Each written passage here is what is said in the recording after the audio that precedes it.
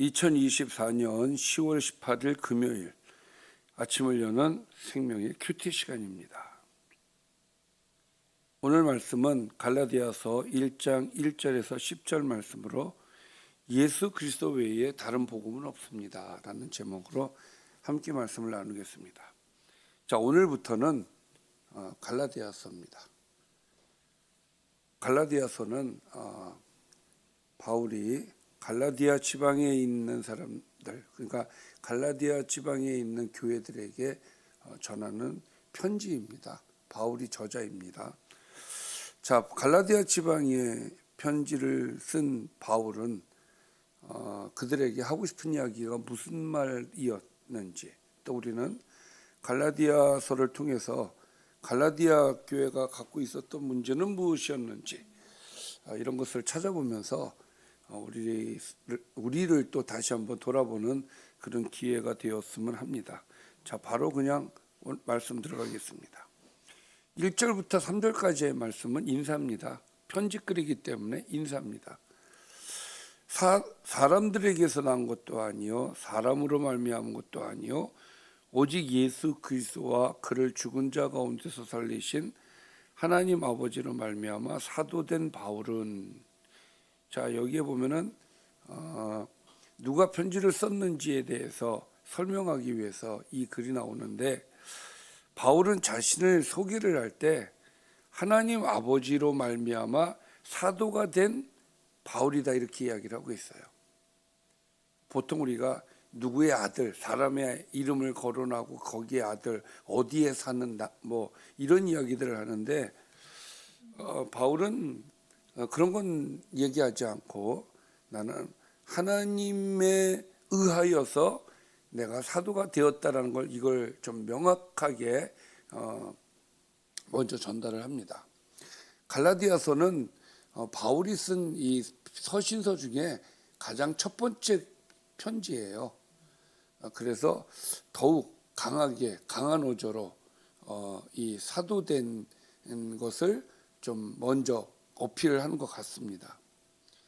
자, 함께 있는 모든 형제와 더불어 갈라디아 여러 교회들에게 우리 하나님 아버지와 주 예수 그리스도로부터 은혜와 평강이 있기를 원하노라 하면서 수신자와 발신자에 대해서 명확하게 이야기를 하고 있죠. 발신자는 사도 바울이고 수신자는 갈라디아 여러 교회들이 되겠습니다. 자, 4절부터는 이제 본론입니다. 첫 마디 한번 볼까요? 그리스도께서 하나님 곧 우리 아버지의 뜻을 따라 이 악한 세대에서 우리를 건지시려고 우리 죄를 대속하기 위하여 자기 몸을 주셨다. 그래서 영광이 그에게 세세토록 있을지어다. 아멘. 자, 바울이 제일 먼저 한 말이 무엇입니까? 주님께서 우리를 위해서 죽으셨다. 제일 첫 마디예요, 이것이. 왜 바울은 처음에 이 글을 쓰면서, 이 편지를 보내면서 왜 첫 마디가 주님이 우리를 위해서 죽어주셨다, 이 이야기를 왜 했을까요? 자, 그것을 우리가 지금부터 알아가는 겁니다. 자, 그리스도의 은혜로 너희를 부르신 이를 이같이 속히 떠나 다른 복음을 따르는 것을 내가 이상하게 여기노라. 자, 이 말을 하고 싶은 거예요. 그래서 4절과 5절 말씀에 주님이 우리를 위해서 죽어주셨다. 우리가 복음을 이야기할 때 주님께서 우리를 위해서 죽어주셨다라는 이것을 절대로 희석시키는 그 어떤 행위도 해서는 안 됩니다. 그런데 이 갈라디아 교회에 있는 사람들은 복음을 받아들이면서 그 복음을 다 받아들이는 게 아니라 자기들이 지금까지 해오던 신앙생활의 일부는 남겨놓고 그걸 밑거름으로 해서 복음을 받아들이려고 했어요. 그래서 강조를 하는 거예요. 우리에게 있어서, 우리의 신앙에 있어서 가장 중요한 것은 예수님이 우리를 위해서 죽어주셨다라는 그 사실, 그 복음. 그래서 여기서 그것을 복음이라고 표현을 하고 있고, 다른 복음을 따르는 것을 내가 이상하게 여긴다. 그러니까 이 말씀은 뭡니까? 갈라디아에 있는 교회들이 다른 복음을 따르고 있다는 얘기가 되겠죠. 갈라디아서의 특징이 몇 가지가 있는데 그 중에 하나가 칭찬이 없다는 거예요. 그리고 글을 읽다 보면 바울이 굉장히 화가 나 있구나라는 것을 알 수가 있어요. 자, 다른 복음을 따르고 있다. 이 다른 복음에 대해서 이제 이야기가 이제 나올 겁니다. 다른 복음을 따르고 있는 갈라디아 교회 성도들. 그래서 그들에게 말하기를 7절 다른 복음은 없나니 다만 어떤 사람들이 너희를 교란하여 그리스도의 복음을 변하게 하려 함이라. 어떤 사람들이 있었어요. 이 초창기의 이 신약교회는 굉장히 어수선했을 거라는 생각이 들어요.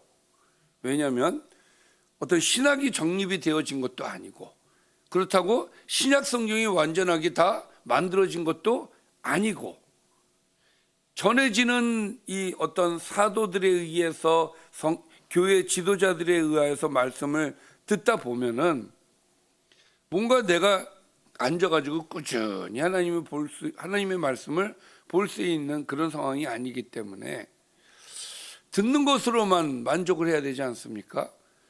그러다 보면은 이 사람은 이 말하고 저 사람은 저 말하고 이것이 굉장히 어려운 부분이 있어요.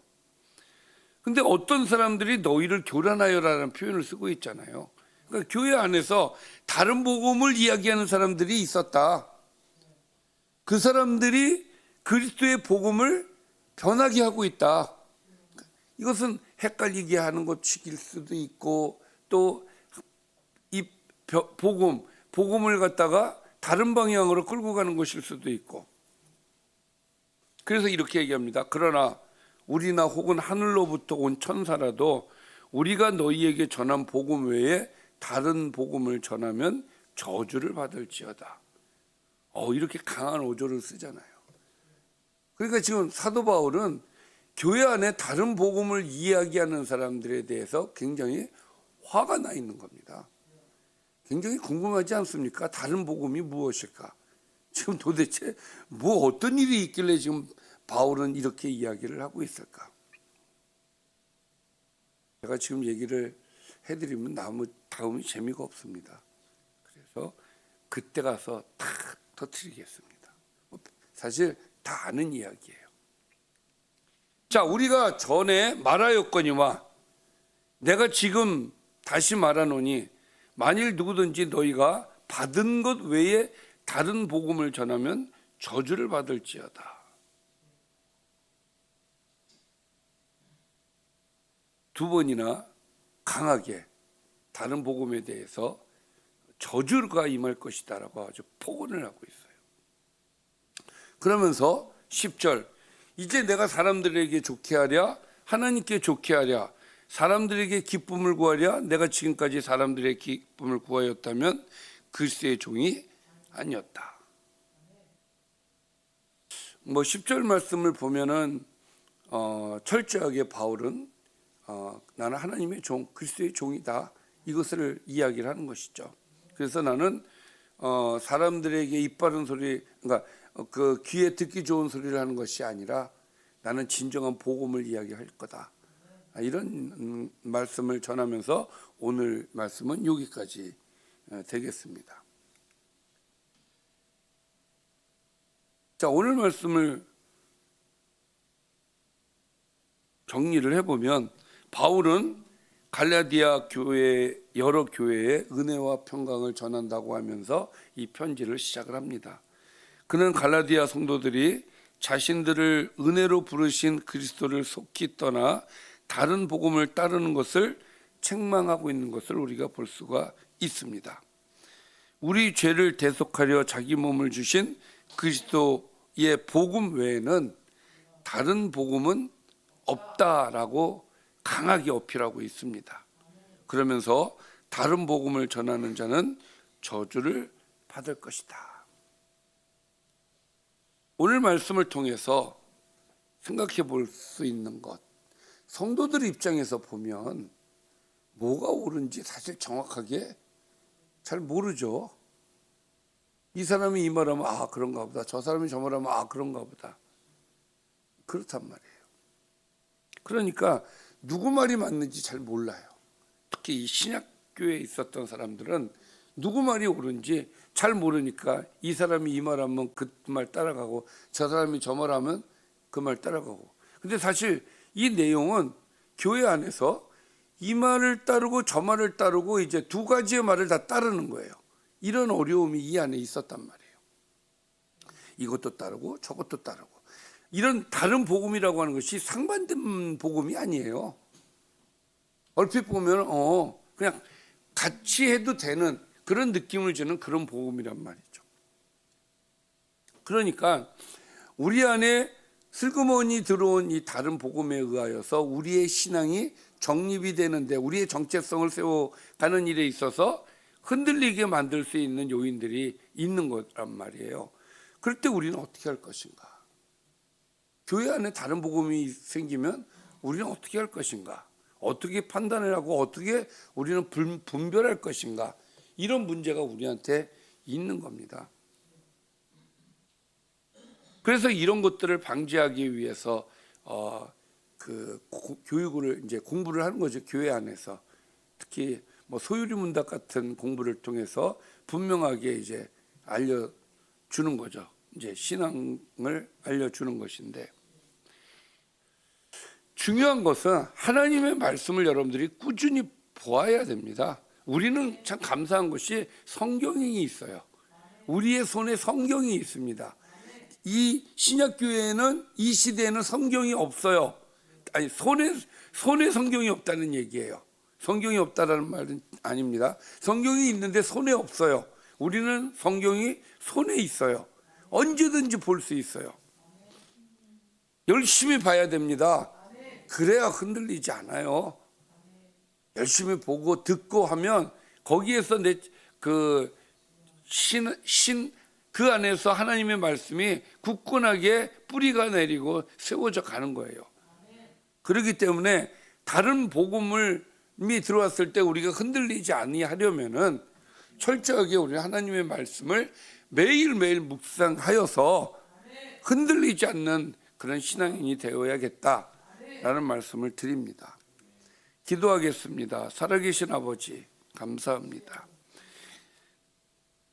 다른 복음은 없습니다. 오직 주 예수께서 우리를 위하여 죽으셨고 주 예수 그리스도를 통해서 우리는 구원을 얻습니다. 오직 온전한 복음만이 우리 안에 있게 하여 주시고, 우리를 헷갈리게 하고 우리를 흔드는 다른 복음이 우리 안에서 다 사라지게 하여 주옵소서. 오직 주님만이 우리의 진리이십니다. 하나님만이 우리의 진리이십니다. 하나님께서 주신 그 말씀만이 진리입니다. 하나님, 항상 하나님 말씀을 따라가게 해주시고 말씀에 집중하게 하여 주옵소서. 예수님의 이름으로 기도드리옵나이다.